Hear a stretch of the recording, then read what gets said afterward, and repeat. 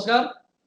मैं गौरव अभ्यंकर केंद्रीय विद्यालय संगठन आगरा संभाग से आज आप सबके समक्ष फिर से उपस्थित हूँ NIOS और स्वयं प्रभा चैनल के माध्यम से संगीत विषय के अंतर्गत एक बहुत महत्वपूर्ण विषय संगीत, ध्वनि, नाद, श्रुति और स्वर के ऊपर चर्चा करने के लिए। तो शुरू करते हैं।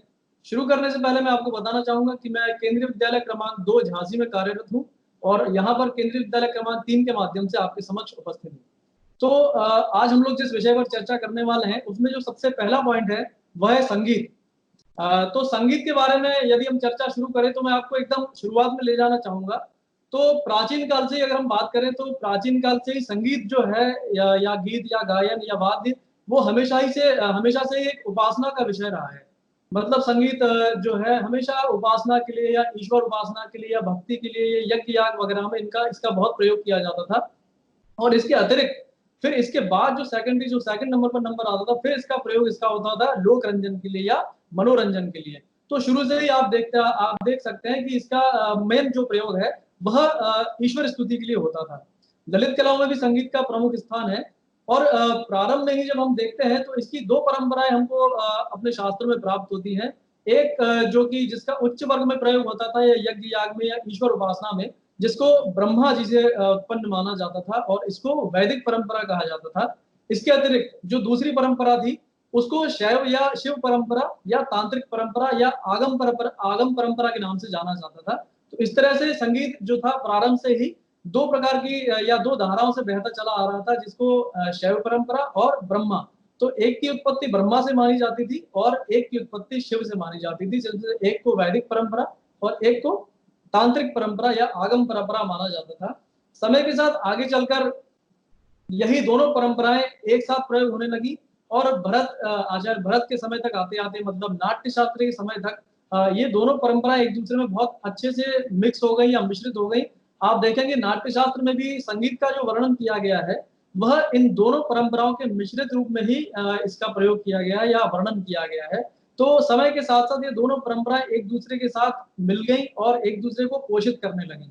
प्रारंभ में इसके दो मार्ग थे या दो इसके वो थे, एक तो ईश्वर उपासना और एक जनमनोरंजन या मनोरंजन। तो इस तरह से संगीत जो है वह दो धाराओं में बहकर चला, एक जिसको हमने मार्गी कहा, एक को देशी कहा। एक का जो उद्देश्य था वो था ईश्वर उपासना या ईश्वर प्राप्ति या मोक्ष प्राप्ति, और दूसरे का जो उद्देश्य था वह था जन मन रंजन। अब हम बात करते हैं कि संगीत का मतलब क्या होता है। क्या संगीत का मतलब केवल गाना होता है या कुछ और भी होता है। तो जैसे कि आज हम लोग अगर देखें तो संगीत को हम लोग कहते हैं कि केवल गाना, या अगर हम लोग कोई गाना सुनते हैं या गाना बजाते हैं या कुछ गाना इस तरह का या म्यूजिक इस तरह का, तो हम लोग उसको क्या कहते हैं कि आहा क्या बहुत बढ़िया संगीत है, क्या बढ़िया संगीत है। तो एक्चुअल देखें तो अगर फिर से हम लोग प्राचीन शास्त्रों की तरफ जाएं तो प्राचीन काल में इसके लिए संगीत के लिए जो शब्द प्रयोग होता था उसको गांधर्व शब्द के नाम से या गांधर्व संज्ञा के नाम से संबोधित किया जाता था। मतलब इस कला को गांधर्व कला कहते थे और आज हम लोग जिनको गायक या कलाकार कहते हैं, प्राचीन काल में इनको गंधर्व कहा जाता था। मतलब वो लोग जो गायन करते थे या गीत गाते थे उनको गंधर्व कहा जाता था या गंधर्व के नाम से जाना जाता था, और ये जो संगीत कला थी इसको गांधर्व कला के नाम से जाना जाता था। तो जैसा कि अगर हम लोग समझने की कोशिश करें तो प्राकृतिक रूप से हमको संगीतोत्पत्ति के लिए जो वाद्य मिला हुआ है वो हमारा कंठ ही है। हमारे शास्त्रों में इसको शारीरिक वीणा कहा गया है। तो जो हमारे वोकल कॉर्ड्स है या हमारा कंठ है जिससे हम लोग स्वरोत्पत्ति करते हैं, आवाज पैदा करते हैं, ये नेचर से हमको एक गिफ्ट मिला हुआ है और नेचुरली हम लोग इससे साउंड प्रोड्यूस कर सकते हैं। उसके बाद हम जो भी वाद्य बजाते हैं, जो भी वो हम लोग ने अपनी जरूरत के हिसाब से बनाए हैं। तो आप समझ सकते हैं कि जो नैसर्गिक रूप से हमको वाद्य मिला है वो हमारा ये कंठ है जिसको शारीरिक वीणा कहते हैं। तो प्राचीन काल में जो गांधर्व कला थी और जो गंधर्व लोग थे, जो लोग गायक होते थे, जिनको हम लोग गायक मानते हैं, तो वो लोग संगीतोत्पत्ति या स्वरोत्पत्ति के लिए जो सबसे पहला सहारा लेते थे वो कंठ का ही सहारा लेते थे। अर्थात हम कह सकते हैं कि सृष्टि में अगर सबसे पहले पैदा हुआ तो वो गीत ही पैदा हुआ, या संगीत के रूप में जो भी चीज हम लोग पहली जानेंगे तो वो गीत या गायन होगा, क्योंकि उसके लिए नेचुरली हमको एक इंस्ट्रूमेंट मिला हुआ था, इनबिल्ट इंस्ट्रूमेंट जिसको हम लोग बोल सकते हैं हमारे मानव शरीर में। इसको हम लोग शारीरिक वीणा के नाम से जानते हैं। और समय के साथ फिर क्या हुआ कि जैसे जैसे गीत और गायन का विकास हुआ तो उसके अनुरूप फिर वाद्यों का भी विकास हुआ। जैसे हम लोग धीरे धीरे विकसित हुए, जैसे हम लोग क्या करते हैं जब छोटे होते हैं, पैदा होते हैं, फिर बड़े होते हैं, फिर अपनी जरूरत का सब सामान हम लोग इकट्ठा करना शुरू कर देते हैं। अपने लिए हम लोग एक अच्छा सा घर बनाना चाहते हैं, गाड़ी खरीदना चाहते हैं। 2 लोग हैं तो हम लोग बाइक या 2 व्हीलर से काम चला लेते हैं। अगर घर में सदस्य ज्यादा है तो हम लोग 4 व्हीलर लेने की कोशिश करते हैं, फिर 8 सीटर या 15 सीटर तक भी हम लोग। तो जैसे भी माने उदाहरण या ये मेरा कहने का तात्पर्य केवल यही है कि हम लोग अपनी जरूरत के हिसाब से जैसे और सामान इकट्ठा कर लेते हैं, वैसे ही प्राचीन काल में जब गायन के बारे में मानव को अनुभूति हुई, तो गायन के साथ फिर उन्होंने इसके अनुकूल वाद्यों का भी आविष्कार या निर्माण करना शुरू किया या उसको जोड़ना शुरू कर दिया। तो इस तरह से अब गीत के साथ वाद्य का भी प्रयोग होने लगा और गीत वाद्यानु इस तरह से इसको प्रयोग किया जाने लगा कि गीत के साथ वाद्य उसका अनुसरण करेंगे या उसका संगत करेंगे। इसी के साथ फिर क्या हुआ, समय के साथ आगे बढ़ते बढ़ते बढ़ते गीत और वाद्य के साथ उसमें नृत्य और नृत्य, ये दोनों ही शब्द आप समझ लीजिएगा, ये दोनों ही शब्द अलग हैं। नृत्य मतलब केवल अंग संचालन, और नृत्य माने यदि उस अंग संचालन में अभिनय का भी या एक्टिंग का भी समावेश हो गया है या मिश्रित हो गया है तो वह हो जाता है नृत्य। तो गीत, वाद्य और इसके साथ नृत्य और नृत्य भी जुड़ता चला गया। जैसे कि आप देखते हैं कि डांस या जो भी नृत्य कला जो भी होती है वो बिना इंस्ट्रूमेंट्स के या बिना म्यूजिक के गीत या इंस्ट्रूमेंट्स के यूज के बिना वो इतनी पॉसिबल नहीं है। पूरी तरह से इन दोनों के ऊपर डिपेंड है। और वाद्य और नृत्य दोनों गायन के अनुरूप भी चलते हैं, गायन के अनुसार चलते हैं। आज भी आप देखते होंगे कि कोई भी जो नृत्य होता है उसमें एक गायक या कोई गाना या कोई इंस्ट्रूमेंट जरूर होते हैं। तो इस तरह से ये वाद्य और नृत्य ये दोनों ही गीत के साथ अनुचर के रूप में आगे आगे चलते रहे, साथ साथ चलते रहे, और फिर आगे जाकर इन तीनों को ही सम्मिलित रूप से संगीत का नाम दिया गया। तो आज भी वैसे हम लोग संगीत को केवल गाना ही मानते हैं, लेकिन एक्चुअल में आज के शास्त्रों में भी हमारे जो कहा गया है वो यही कहा गया है कि संगीत मतलब गीत, वाद्य और नृत्य, इन तीनों का सम्मिलित रूप संगीत कहलाता है। लेकिन बात फिर वही आ जाती है कि चूंकि प्राचीन काल में ही सबसे पहले जो उत्पत्ति हुई या जिसको सबसे पहले आधार माना गया तो वो गीत को ही माना गया। इसीलिए संगीत के नाम से हम लोग अगर सबसे महत्व दें तो वो गायन को ही महत्व देते हैं। तो संगीत के अंतर्गत कहने को तो तीनों विद्याएं आती हैं, गायन, वादन और नृत्य, लेकिन इसमें प्रधानता गायन को दी गई है, इसलिए संगीत को हम लोग गायन के नाम से भी जानते हैं। अदरवाइज हमारे शास्त्रों में संगीत के लिए कहा गया है कि गायन, वादन और नृत्य अर्थात गीतम, वादिम तथा नृत्यम त्रयम संगीतम एव च, मतलब ये तीनों ही मिलकर संगीत का निर्माण करते हैं, अर्थात संगीत के अंतर्गत ये तीनों ही चीजें आ जाती हैं। फिर मैं बात करूंगा नाट्यशास्त्र की। तो नाट्यशास्त्र में भी जैसे मैंने बताया था कि वैदिक परंपरा और आगम परंपरा, इन दोनों का मिश्रित रूप ही हम लोग देखते आए हैं। नाट्यशास्त्र के बाद फिर जो आगे आते थे और शास्त्र आते गए, वो उसमें एक महत्वपूर्ण ग्रंथ है 13वीं शताब्दी का संगीत रत्नाकर, उसमें भी इसी तरह से इसका वर्णन किया गया। इसके अतिरिक्त आचार्य मतंग ने बृहददेशी में देशी संगीत के अंतर्गत जो वर्णन किया है उसमें एक्चुअल पूरा उन्होंने उसी संगीत का वर्णन किया है जो कि आज हम लोग प्रयोग करते हैं जनमन रंजन के लिए।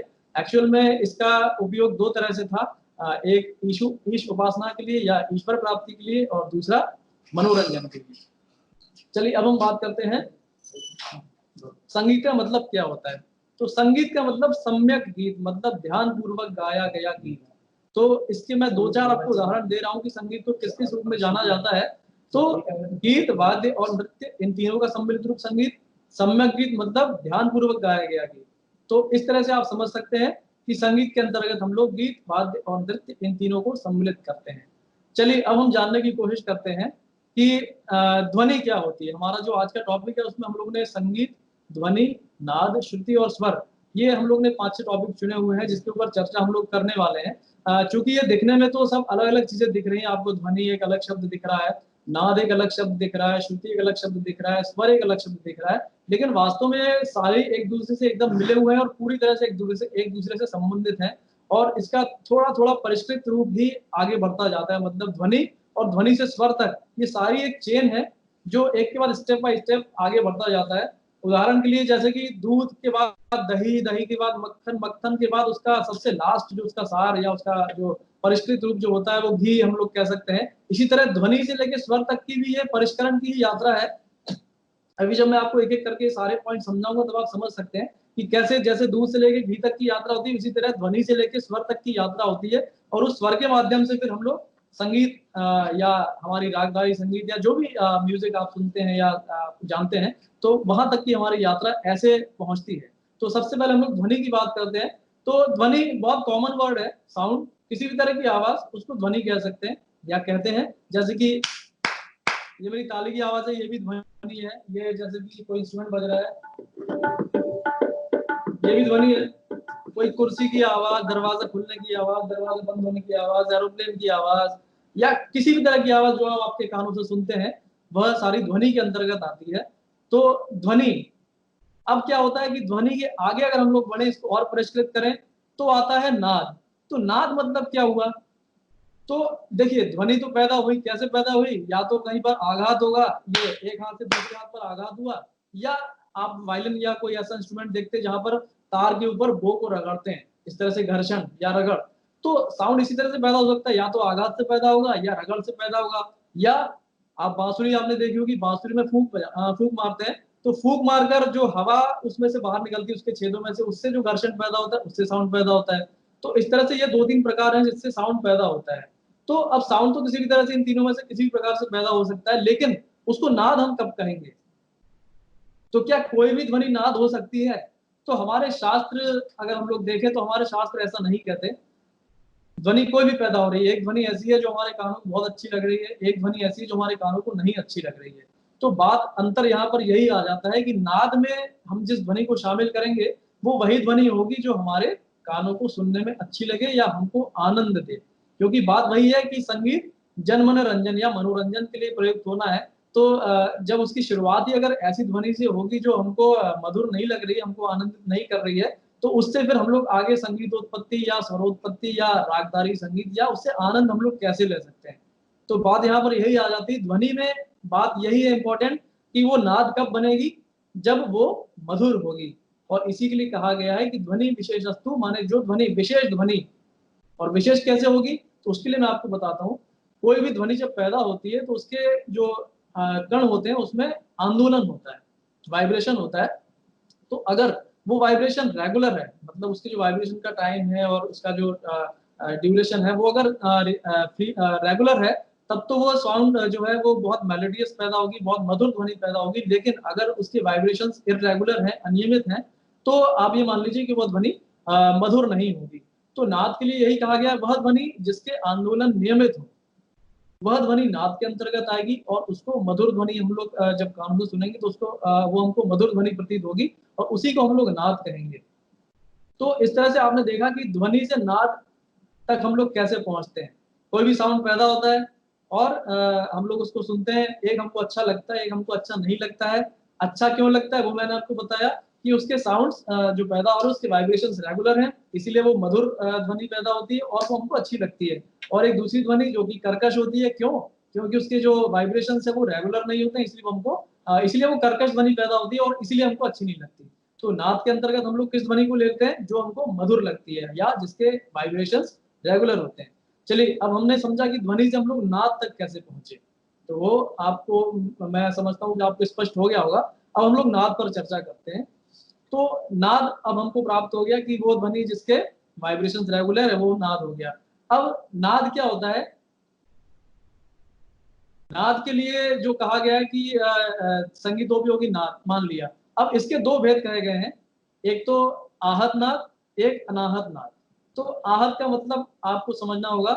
आहत मतलब फिर से वही ध्वनि प्रोडक्शन के लिए जो बात होती है ना, साउंड प्रोडक्शन के लिए, कि आघात से या रगड़ से या घर्षण से। तो आहत नाद में भी वही बात आ जाती है कि ये घर्षण से, रगड़ से या फूंक से पैदा होना चाहिए, लेकिन इसके वाइब्रेशंस रेगुलर होने चाहिए, हमारे कानों को अच्छा लगना चाहिए।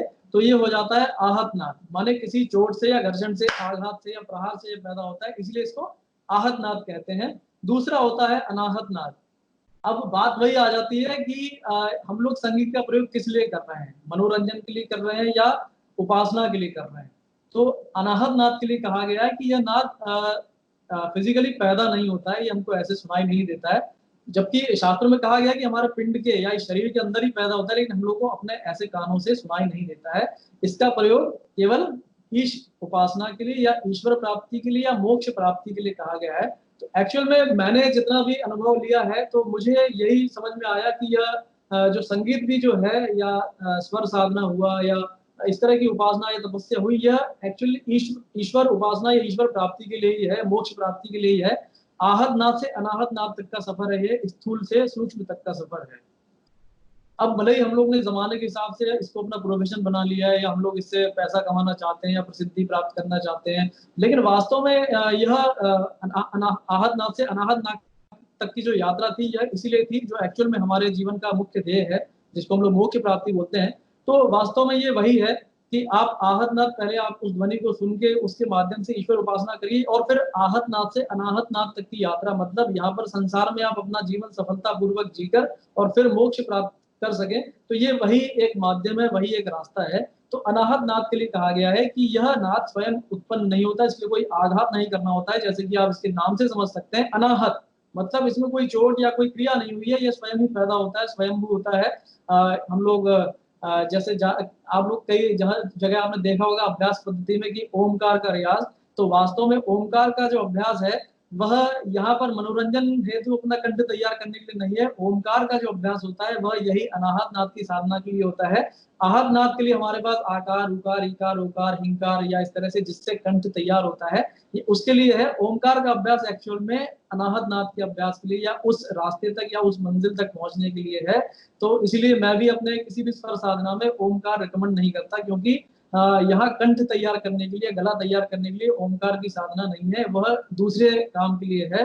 वो अनाहत नाद की साधना के लिए या ईश्वर प्राप्ति के लिए या मोक्ष प्राप्ति के लिए है, और वो ओमकार उच्चारण करके उसकी साधना करने का वो नहीं है। उसके लिए आपको अपने शरीर को, अपने मन को इस तरह से तैयार करना होता है कि आपको वह नाद स्वयं ही महसूस होने लगे।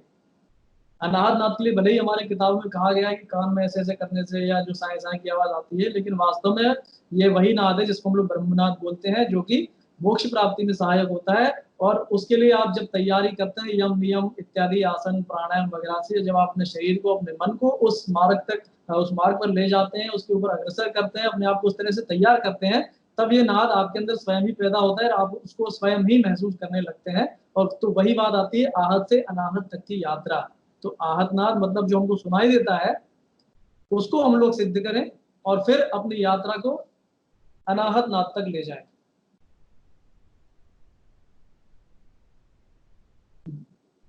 तो अब हमने जाना कि आहत नाद और अनाहत नाद, ये नाद के दो भेद होते हैं। चलिए अब हम लोग जानने की कोशिश करते हैं कि हमारे शास्त्रों में नाद के क्या गुण बताए गए हैं। तो हमारे शास्त्रों में नाद के 3 गुण बताए गए हैं। ये आप प्रैक्टिकली समझ सकते हैं, मैं भी आपको बहुत अच्छे से इसको स्पष्ट करने का प्रयास करूंगा। तो नाद के जो 3 गुण बताए गए हैं उसमें पहला गुण है नाद का छोटा और बड़ापन। मैं अच्छे से इसको बताऊंगा आपको। दूसरा जो गुण बताया गया है वो है नाद का ऊंचा और नीचापन। और तीसरा गुण जो बताया गया है वह है नाद की जाति। मतलब कोई भी जो आवाज, संगीत भी होगी, जो आवाज होगी, साउंड होगी, उसमें ये 3 गुण जरूर होंगे। तो सबसे पहले पॉइंट पर मैं चर्चा करता हूँ। तो सबसे पहला पॉइंट है नाद का छोटा बड़ापन। मतलब आवाज आपको धीमी सुनाई दे रही है या तेज सुनाई दे रही है। सिंपल सी भाषा में आप इसको इसी तरह समझ सकते हैं कि जैसे अभी बोल रहा हूँ हेलो हेलो हेलो हेलो, ये मैं बहुत धीमे बोल रहा हूँ, तो ये नाद, ये छोटा नाद है। तो ये नाद का क्या गुण है? ये नाद का छोटापन है। अब मैं अगर बहुत जोर से चिल्लाऊंगा आ, या मैंने जोर से गाया तो ये नाद का बड़ापन हो गया। इसमें आवाज जोर से निकली तो ये नाद का बड़ापन हो गया। और मैंने इस तरह से मैंने उसी स्वर को जब कम वॉल्यूम में गाया तो ये नाद का छोटापन हो गया। तो हमारे शास्त्रों में इसके लिए कहा गया है कि नाद का जो पहला गुण है नाद का छोटापन और नाद का बड़ापन। तो आप फिर से स्पष्ट कर लीजिए अपने आप को कि ये, इसको आप अच्छे से समझ लीजिए कि नाद का छोटापन क्या। तो अगर वॉल्यूम कम है, आपको धीमे सुनाई दे रहा है, वही स्वर, स्वर से कोई मतलब नहीं है, वही सा सा, उसी को अगर धीमे गाया तो वो नाद का छोटापन हो गया। और सा, इसी सा को जोर से गाया तो वो हो गया नाद का बड़ापन। चलिए अब हम लोग इसके अगले गुण पर आते हैं, नाद का ऊंचा नीचापन। अब देखिए छोटे बड़ेपन में और ऊंचे नीचेपन में क्या अंतर है। छोटा बड़ापन में क्या होता है कि स्वर तो वही रहता है या उसकी फ्रीक्वेंसी तो वही रहती है, केवल उसका जो कंप विस्तार, मतलब अब उसका जो पदार्थ का जो अणु है वो कितना दूर तक विस्तार होता है उसके वाइब्रेशन के समय, तो उससे तो उसका छोटा बड़ापन डिसाइड होता है। लेकिन अब जो नाद का ऊंचा नीचापन है वो किस पे डिपेंड करता है? तो वो उसकी पर सेकंड वाइब्रेशंस पर डिपेंड करता है कि अगर कोई नाद पैदा हो रहा है तो उसके पदार्थ के अणुओं में पर सेकंड किस हिसाब से वाइब्रेशंस हो रहे हैं, उसके ऊपर डिपेंड करेगा कि वह नाद ऊंचा होगा या नीचा होगा। आपने महसूस किया होगा कि अक्सर महिलाओं की आवाज बहुत बारीक होती है और पुरुषों की आवाज में बड़ा भारीपन सा होता है। तो ये नाद के इसी वाइब्रेशंस की वजह से ही होता है। अगर वाइब्रेशंस किसी पदार्थ में ज्यादा होंगे तो वो आवाज ऊंची होगी या महिलाओं की होगी या पतली होगी। ठीक है। और अगर नाद के जो उसमें वाइब्रेशंस अगर कम है तो वो आवाज भारी होगी और नीचे सप्तक की होगी, मोटी होगी। तो यहाँ पर मैं आपको उदाहरण से बताता हूँ, जैसे कि नाद का ऊंचापन। तो देखिए सा, यहाँ पर मैंने सा गाया, ये आवाज देखिए आप कैसी है, प सा प। तो ये ऊंचा नीचा, मतलब ये स्वर के मामले में, उसकी पिच के मामले में है ऊंचापन और नीचापन। छोटापन बड़ापन में क्या होता था कि स्वर एक ही होता था लेकिन उसकी वॉल्यूम कम ज्यादा होती थी। यहाँ पर क्या होता है, नाद के ऊंचे नीचेपन में उसका पिच ऊपर नीचे होता है। देखिए पहले छोटा बड़ापन देखिए, सा, नाद का बड़ापन, सा, नाद का छोटापन। अब नाद का ऊंचा नीचापन देखिए, सा, अब नीचापन देखिए, प, सा, प, सा, प। इस तरह से जो नाद ऊंचा जा रहा है तो वो नाद का ऊंचापन हो गया। प, नीचे गया, भले ही सेम वॉल्यूम है लेकिन नाद ऊपर चला गया तो ऊंचापन हो गया, नीचे चला गया तो नीचापन हो गया। तो इस तरह से नाद के ये दो गुण आपने जाने, नाद का छोटा बड़ापन और नाद का ऊंचा नीचापन। चलिए अब हम लोग तीसरे पॉइंट पर आते हैं, तो वो है नाद की जाति। तो नाद की जाति क्या होती है, तो पहले तो आप इसका एग्जाम्पल सुनिए। ये देखिए अभी आपको एक इंस्ट्रूमेंट की आवाज आएगी,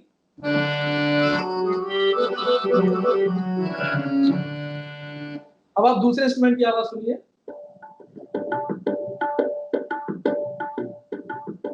अब आप तीसरे इंस्ट्रूमेंट की आवाज सुनिए।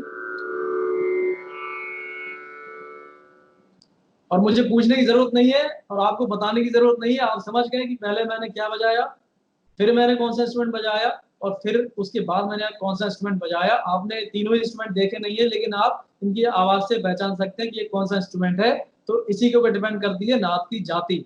तो नाद की जाति में यही होता है कि वो आवाज किस सोर्स से निकल रही है, हम लोग उसको कैसे पहचानते हैं, तो वो नाद की जाति से पहचानते हैं। और ये डिपेंड करता है उस नाद से उत्पन्न होने वाले स्वयंभू स्वरों के ऊपर।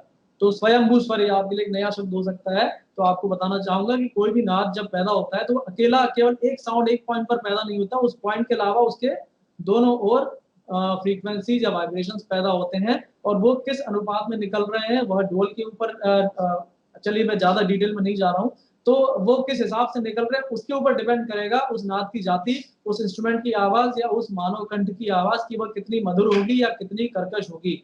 अगर वो साउंड के जो स्वयंभू स्वर सही अनुपात में निकल रहे हैं तो उस इंस्ट्रूमेंट की या उस कंठ की आवाज मधुर होगी या ज्यादा। आप देखिए कई लोग गाते हैं लेकिन कुछ फीमेल वॉइस आपको लगता है कि बहुत मीठी, जैसे लता जी आप कहते हैं बिल्कुल क्या कहते हैं उसको, कोकिला कंठ ना।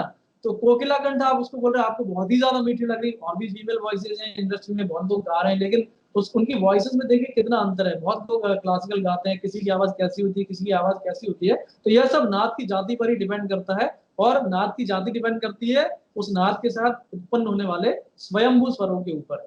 तो स्वयंभू स्वर अगर सही अनुपात में पैदा हो रहे हैं तो वह आवाज मधुर होती है, और ज्यादा मधुर होती है, बैलेंस्ड होती है। और वही अगर वो स्वयंभू स्वर सही अनुपात में नहीं है तो उस आवाज में उसी हिसाब से उसकी मधुरता में कमी आती जाती है। इसके ऊपर एक मैंने बंदिश भी बनाई, मैं आपको लास्ट में जरूर सुनाऊंगा। उसमें इस तरह से पूरी परंपरा का और अभ्यास पद्धति का एक सार है। मैं कोशिश करूंगा कि आपको पूरी सुनाऊं, उसमें थोड़ी सी गायकी भी मैं आपको करके दिखाऊंगा। चलिए अब हम लोग आगे बढ़ते हैं श्रुति की ओर। अभी हम लोग ने देखा कि ध्वनि से नाद कैसे बना, नाद का हम लोग ने छोटा बड़ापन, ऊंचा नीचापन, उसकी जाति, इसके गुण गुण के बारे में जाना। अब हम लोग जानने की कोशिश करते हैं कि श्रुति क्या होती है। तो वही बात आ जाती है कि अब वही नाद जब उसकी फ्रीक्वेंसीज डिसाइड हो गई और कुछ कई सारे साउंड्स, कई सारे नाद जो एक फिक्स फ्रीक्वेंसी पर एक साथ एक आवाज के साथ सेट हो गए, एक स्केल पर सेट हो गए, तो उसको श्रुति कहा गया है। जैसे कि हम कह सकते हैं कि कोई एक फ्रीक्वेंसी वाला साउंड और उसके दुगनी फ्रीक्वेंसी वाले साउंड के बीच में 22 ऐसे पॉइंट्स जहां पर रुका जा सकता है और उनके बीच में जो डिफरेंस है वो कानों से स्पष्ट सुना जा सकता है। हमारे शास्त्रों में उसको श्रुति कहा गया है। श्रुति मतलब जो सुनी जा सके और एक आवाज से उसकी दुगनी ऊंची आवाज में, वाइब्रेशंस के हिसाब से उसकी दुगनी ऊंची आवाज में या पिच के हिसाब से उसकी दुगनी ऊंची आवाज के बीच में 22 ऐसे छोटे छोटे पॉइंट्स, ऐसे 22 पॉइंट जहां पर आप रुक सकते हैं। मतलब फिर से समझने की कोशिश करिए, कोई साउंड पैदा हुआ, उसका वाइब्रेशन पर सेकंड 100 है। अब मान लिया 100 है और एक कोई दूसरा साउंड पैदा हो रहा है उसका 110 है।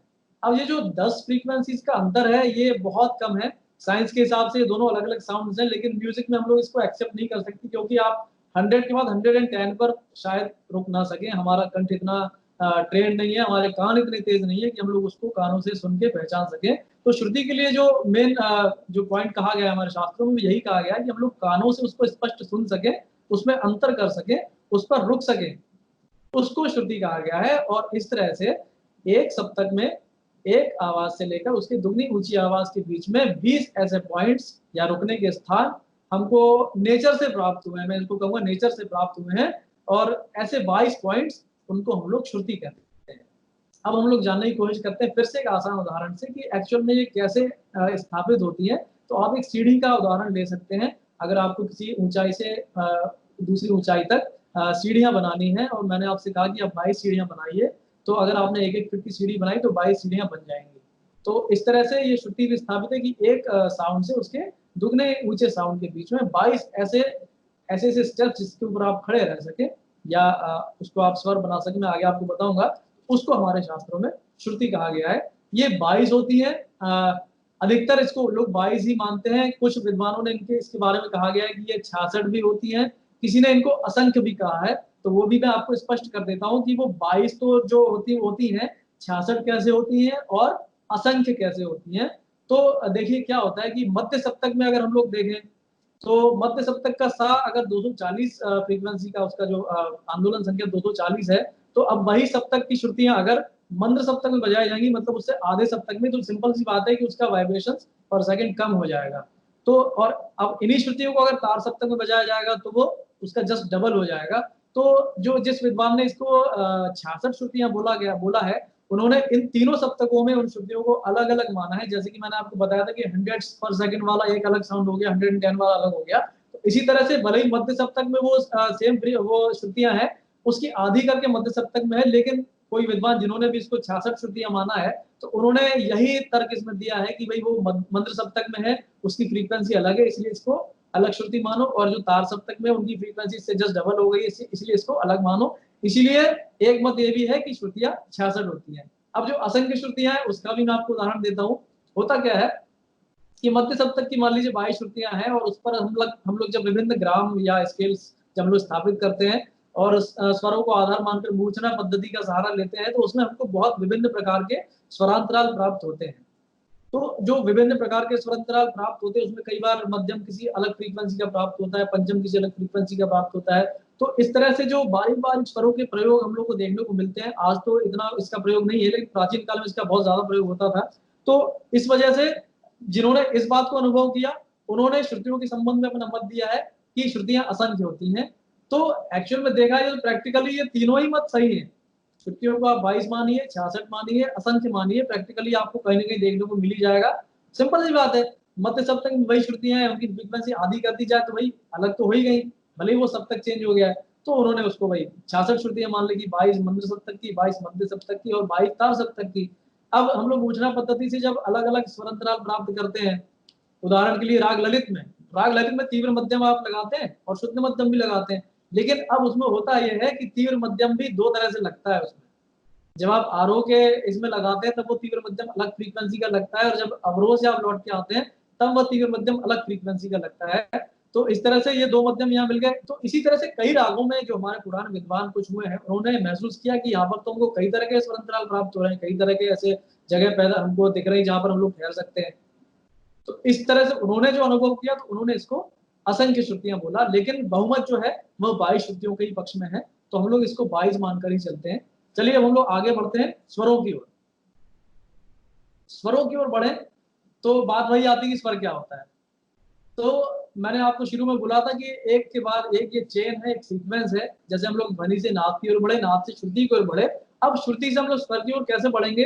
तो वही बात है कि यहाँ से हम लोगों ने सीढ़ी बनाई, पहले हम लोगों ने 22 सीढ़ियां बनाई थी। अब मैंने बोला कि वही जो ऊंचाई थी वहीं तक आपको जो सीढ़ियां बनानी है उनकी संख्या आपको कम करनी है। अभी तक आपने 22 सीढ़ियां बनाई थी, अब मैं कह रहा हूँ कि आप 7 सीढ़ियां बनाइए। तो क्या होगा कि उसी ऊंचाई तक जो सीढ़ियां आपने 22 बनाई थी, मान लीजिए 1-1 फीट की बनी थी, अब आप 7 बनाएंगे। जैसे हमारे जो 7 शुद्ध स्वर होते हैं, तो 7 सीढ़ियां होंगी, तो वो सीढ़ियां थोड़ी ऊंचाई में ज्यादा हो जाएंगी, उनका साइज बड़ा हो जाएगा। अब मैं कहूंगा कि आप कोमल और तीव्र स्वर भी उसमें शामिल कर लीजिए 12 स्वर, तो वो सीढ़ियां थोड़ी सी इस 7 से तो छोटी हो जाएंगी, लेकिन 22 वाले से बड़ी हो जाएंगी। तो यही बात आ जाती है कि स्वर मतलब क्या होता है कि उन्हीं श्रुतियों को जब डिवाइड कर दिया हम लोगों ने स्वरों के बीच में, तो वह स्वर हो जाते हैं, उसके ऊपर हम लोग स्थित हो जाते हैं, स्थिर हो जाते हैं, वह स्वर हो जाता है। मतलब जो स्व स्थित मतलब व्यवस्थित हो जाए या स्थित हो जाए, उसको हम लोग स्वर कहते हैं। ये कैसे होता है? तो ये ऐसे होता है कि हमारे शास्त्रों में कहा गया है कि स्वरों के बीच में जो है या श्रुतियां हैं, वह स्वरों के बीच में बांट दी गई है। कैसे बांट दी गई है? तो उसके लिए जो नियम बताया गया है वो है चतुश्चतुश्चतुश्चैव षडज मध्यम पंचमः द्वैद्वय निषाद गंधारो त्रिस्त्री ऋषभ धैवतो। मतलब जो 22 श्रुतियां हैं यहाँ पर इसको अगर एक स्केल मान लिया जाए, तो इस पर ये सातों स्वर शुद्ध स्वर स्थापित है, और उसी हिसाब से फिर इनके कोमल और तीव्र स्वर का जो रूप है वो भी स्थित है। तो इसके लिए क्या कहा गया है कि 4 4 4 मतलब 4 4 4 मतलब 4 सा को, चतुश्चतुश्चतुश्चैव षडज मध्यम पंचमा मतलब 4 श्रुतियां सा को, 4 श्रुतियां म को और 4 श्रुतियां प को। इन 3 स्वरों को 4 4 श्रुतियां दे दी गई हैं। द्वैद्वय निषाद गंधारो मतलब 2 2 श्रुतियां गंधार और निषाद को दे दी गई हैं। तो 4 3 12, 12 2 14 और 2 16। और त्रिस्त्री ऋषभ धैवतो मतलब 3 3 श्रुतियां ऋषभ और धैवत को दे दी गई हैं।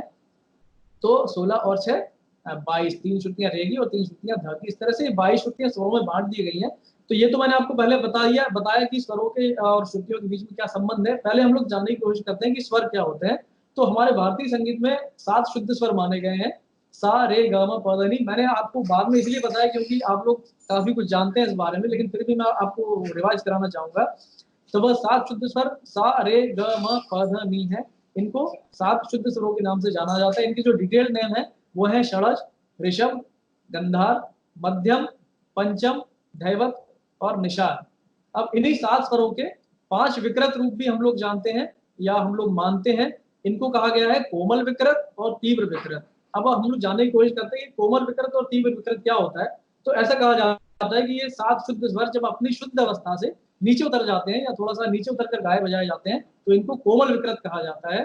तो जब शुद्ध इसके लिए जो उदाहरण है वो ये है कि जब शुद्ध रे ग ध और नी अपनी शुद्ध अवस्था से नीचे उतर जाते हैं, तो इनको कोमल विकृत कहते हैं। इनको लिखने के लिए क्या होता है कि इनको लिखकर इसके नीचे डैश लगा दिया जाता है, आड़ी लकीर लगा दी जाती है, तब इसको कोमल विकृत बोला जाता है। अगला जो इसका प्रकार है वह है तीव्र विकृत।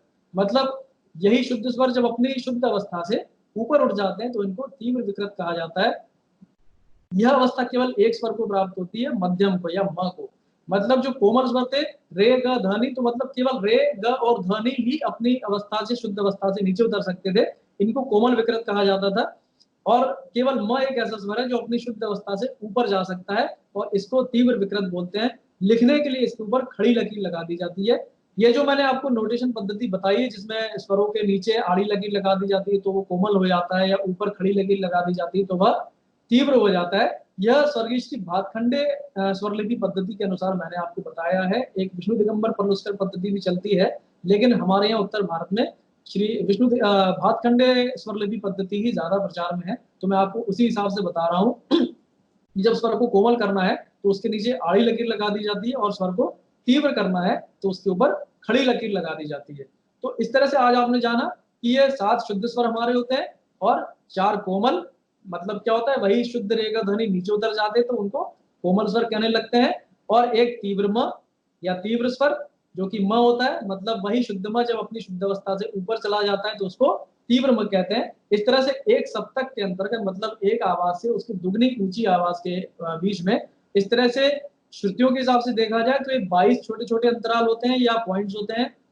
कोमल और तीव्र स्वरों के हिसाब से देखा जाए तो 12 ऐसे पॉइंट्स होते हैं, और अगर शुद्ध स्वरों के हिसाब से देखा जाए तो 7 ऐसे छोटे छोटे या 7 ऐसे पॉइंट्स होते हैं जहां पर हम लोग ठहरते हैं, उसको हम लोग स्वर कहते हैं।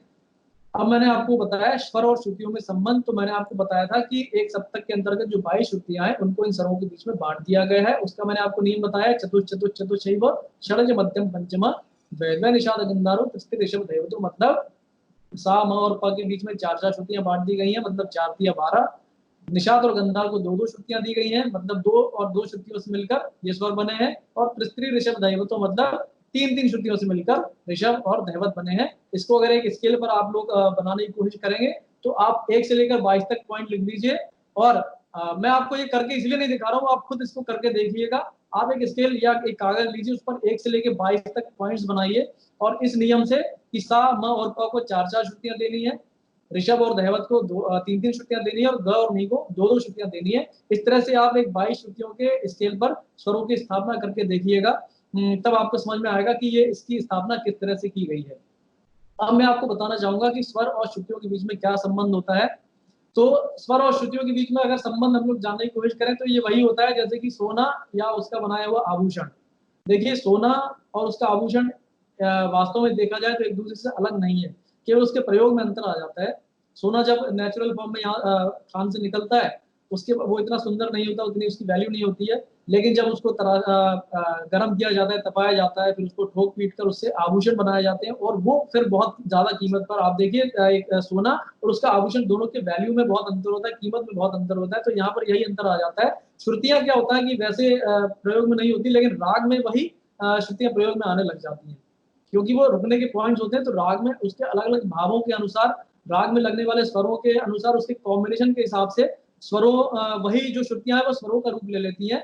हमारे शास्त्रों में इसके लिए एक और उदाहरण दिया गया है सांप और उसकी कुंडली का, कि मतलब सांप अगर अपना फन नीचे करके कुंडली मार के बैठा हुआ है तो आपको एक कुंडली के समान प्रतीत होता है, एक राउंड शेप की तरह प्रतीत होता है, तो वहां पर उसको श्रुति बोला गया है। लेकिन वही सांप जब अपना फन उठा लेता है तो वह अपने को सांप का फन दिखने लगता है और हमको वो सांप दिखने लगता है। तो यहाँ पर श्रुति और स्वर के बीच में संबंध यही बताया गया है, सांप और उसकी कुंडली जैसा। मतलब वही श्रुतियां हैं, जब वो यूज नहीं हो रही है तो श्रुतियां होती हैं, और वहीं पर जब स्थिर हो जाते हैं, उनका प्रयोग करने लग जाते हैं, तो वह स्वर कहलाने लगते हैं। तो श्रुति और स्वरों के बीच में जो संबंध हमारे शास्त्रों में बताया गया है वो ये संबंध बताया गया है। इन सबसे संबंधित एक मैंने बंदिश बनाई है, राग भैरवी में निबद्ध है। कहते हैं कि हमारे जो संगीत का जो पूरा वो होता है हिसाब, उसमें ये कहते हैं कि कोई भी महफिल होती है तो उसका अंतराग भैरवी से किया जाना चाहिए। ऐसा जनमत होता है, जनमत है या प्रचार में है कि अगर कोई महफिल है या कोई बैठक है संगीतिक तो उसका अंत भैरवी से किया जाना चाहिए। हालांकि इसके लिए शास्त्रों में कोई वैसे सिद्ध प्रमाण नहीं मिलता कि क्यों भैरवी से ही अंत करना चाहिए, ऐसा कोई नियम या वो नहीं मिलता है। लेकिन फिर भी एक ये परंपरा चली आ रही है कि भैरवी से उसका अंत होना चाहिए। तो मैंने जो केशव सुत उपनाम से लगभग 4000 से भी ज्यादा बंदिशें बनाई हैं, उसमें से एक बंदिश जो भैरवी में है, मेरी बहुत पसंदीदा बंदिश है। और वो यही मैंने अभी जो आपको पूरा टॉपिक सुनाया है, संगीत से लेकर ध्वनि और नाद और श्रुति और स्वर, इन सबको लेते हुए, और जो संगीत की उत्पत्ति हम लोग मानेंगे कि शिव ब्रह्मा से इसकी उत्पत्ति मानी गई है, और फिर आचार्य भरत और आचार्य शारंग देव और इतने तमाम आचार्यों के साथ होते हुए, तमाम गुरुजनों के साथ होते हुए ये हम तक पहुंची है।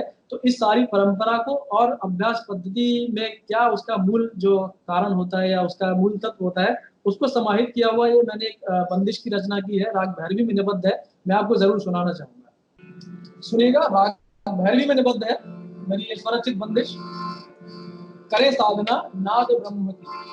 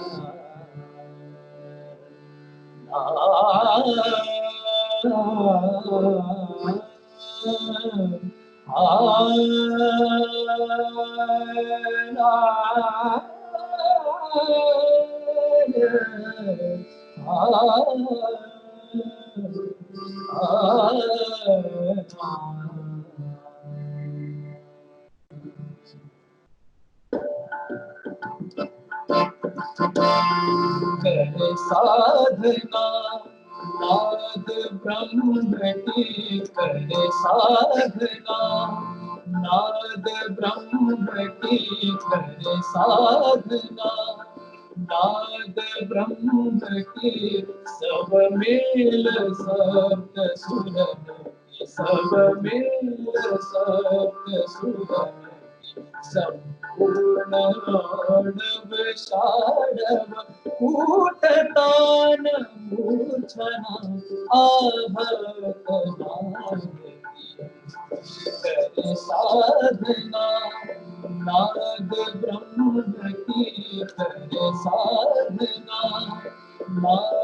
ब्रह्म की सब मेल सप्त सुर सब मेल सप्त सुर संपूर्ण तांडव शारव कूट तान मूर्छना आहत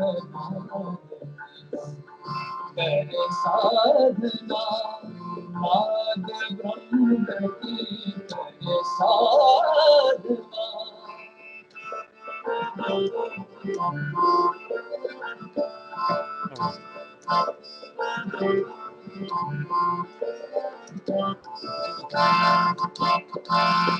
दिलों की सिद्धि से कंठ सजावे दिलों की सिद्धि से कंठ सजावे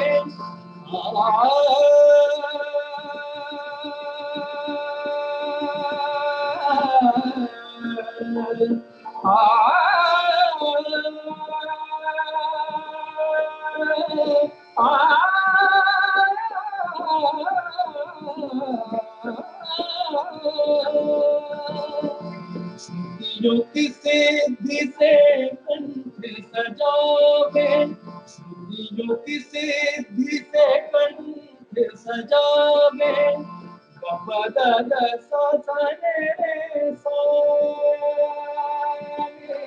सादा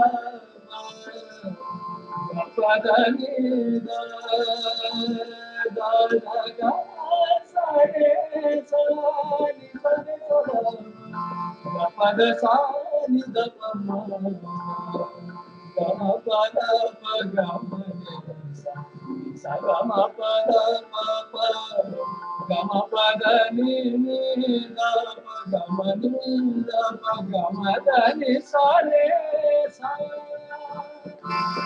दिलों की सिद्धि से कंठ सजावे दिलों की सिद्धि से कंठ सजावे दिलों की सिद्धि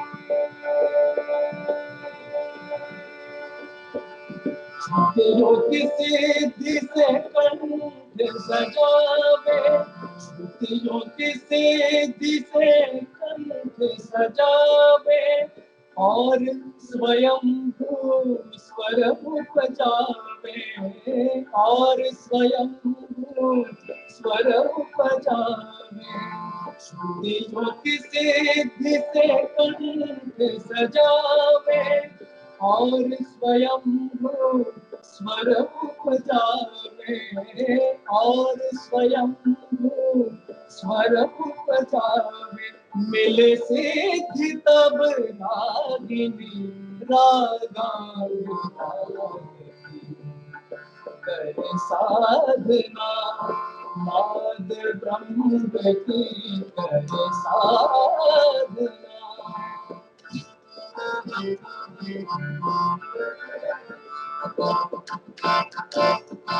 शिव ब्रह्मा से ज्ञान को पाया शिव ब्रह्मा से ज्ञान को पाया शिव ब्रह्मा से ज्ञान को पाया ज्ञान को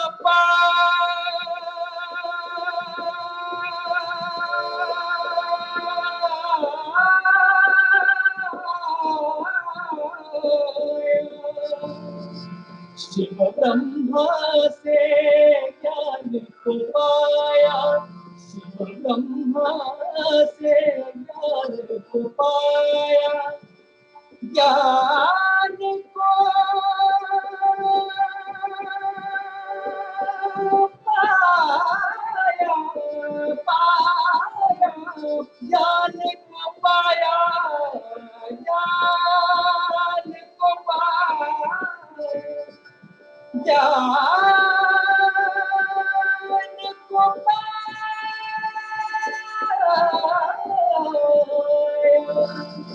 शिव ब्रह्मा से ज्ञान को पाया, भरत ने नाट्य शास्त्र में रचाया, भरत ने नाट्य शास्त्र में रचाया, शारंग देव ने रत्नाकर में लाया, केशवसुत ने गंगाधर से पाया। इस बंदिश में मैंने अपने आप को उस परंपरा से जोड़ने की कोशिश की है और मेरे गुरुजी श्री गंगाधर राव जी तेलंग, उनका नाम मैंने इसमें दिया है, केशवसुत ने गंगाधर से पाया।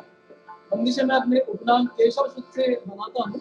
मैंने सारी बंदिशों में अपना उपनाम केशवसुत प्रयोग किया है। तो इसमें उस परंपरा से अपने आप को जोड़ते हुए केशवसुत ने गंगाधर से पाया। एक बार फिर से सुनिए। शिव ब्रह्मा से ज्ञान को पाया, भरत ने नाट्य शास्त्र में रचाया, भरत ने नाट्य शास्त्र में रचाया, शारंग देव ने रत्नाकर में लाया, केशवसुत ने गंगाधर से पाया।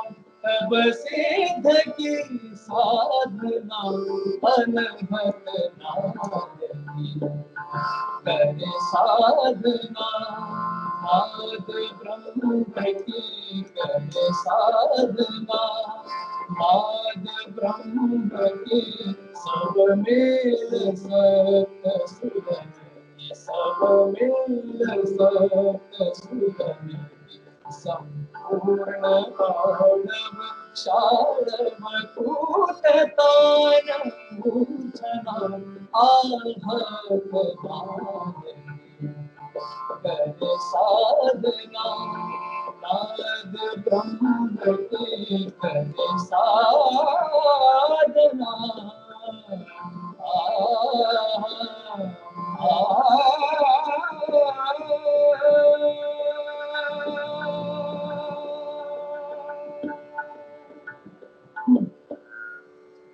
इस तरह से आपने इस बंदिश को सुना। श्रुतियों की सिद्धि से कंठ सजावे, मतलब वही आपको अभ्यास इस बारीकी से करना है, क्योंकि श्रुतियों की सिद्धि से कंठ सजावे और स्वयंभू स्वर उपजावे, मिले सिद्धि तब रागिनी रागांग राग की। मतलब जब आप बारीकी से अभ्यास करेंगे श्रुतियों की सिद्धि होगी, क्योंकि उन श्रुतियों का प्रयोग विभिन्न रागों में होना है। मल्हार में अलग कोमल गंधार लगना है, भैरवी में अलग लगना है, तोड़ी में अलग लगना है, वह सब श्रुतियों की सिद्धि से ही संभव है। और इसी से आपके स्वर में जो स्वयंभू स्वर उत्पन्न होंगे, मैंने शुरू में आपको बताया था नाद की जाति के अंतर्गत कि कंठ में जब स्वयंभू स्वर सही अंतराल में सही अनुपात में उत्पन्न होंगे तब वह बैलेंस्ड वॉइस आपकी तैयार होगी। तो श्रुतियों की सिद्धि से कंठ सजावे और स्वयंभू स्वर उपजावे, मिले सिद्धि तब रागिनी रागांग राग की। मतलब राग रागिनी के अंतर्गत आपको रागों को या किसी भी गाने को या म्यूजिक में आपको सिद्धि प्राप्त करनी है, उसको आपको सफलता से प्रस्तुतिकरण हेतु अपने को तैयार करना है, तो उसके लिए यह साधना पद्धति है। उसके बाद दूसरे अंतरे में मैंने बोला शिव ब्रह्मा से ज्ञान को पाया, मतलब इसके आदिकर्ता या उत्पत्तिकर्ता शिव और ब्रह्मा, उन्होंने शिव ब्रह्मा से ज्ञान को पाया। भरत ने नाट्य शास्त्र में रचाया, मतलब आचार्य भरत ने उसको नाट्य शास्त्र में प्रस्तुत किया। उसके बाद आचार्य शारंग देव ने, मैंने एक पीढ़ी दर पीढ़ी इसको लेने की कोशिश की है, आचार्य शारंग देव ने रत्नाकर में लाया और वही परंपरा चलते चलते गंगाधर केशवसुत ने गंगाधर से पाया। मतलब मैंने अपने गुरुजी से जो विद्या प्राप्त की है, और मतलब वही होती है कि आहत नाथ से अनाहत नाथ तक की यात्रा, मतलब आपको इसको उपासना के मार्ग पर चलते हुए मोक्ष प्राप्ति आपका अंतिम लक्ष्य होना चाहिए। तो वही, अब वो मैं क्या बोलूं कि क्या लक्ष्य क्या नहीं है। केशवसुत ने गंगाधर से पाया तब सिद्ध की साधना अनहत नाथ की, मतलब हमारा वही लक्ष्य है। तो आज हमने इस सेशन के अंतर्गत संगीत को जाना, हम लोगों ने ध्वनि के ऊपर चर्चा की, हम लोगों ने नाद के ऊपर चर्चा की, नाद के गुणों को जाना, नाद से हम लोग कैसे श्रुतियां हमको मिलती है या नाद से हम लोग श्रुतियों तक कैसे पहुंचते हैं और श्रुतियों से फिर हम लोग स्वर तक कैसे पहुंचते हैं, उसके ऊपर हम लोग ने आज एक विस्तृत चर्चा की। उसके बाद मैंने आपको यह एक रचना अपनी स्वरचित बंदिश आपको सुनाई और मुझे आशा है कि यह विषय आपको अच्छे से स्पष्ट हो गया होगा। आने वाले ट्यूटोरियल्स में या सेशंस में मैं मिलता हूँ फिर किसी नए टॉपिक के साथ।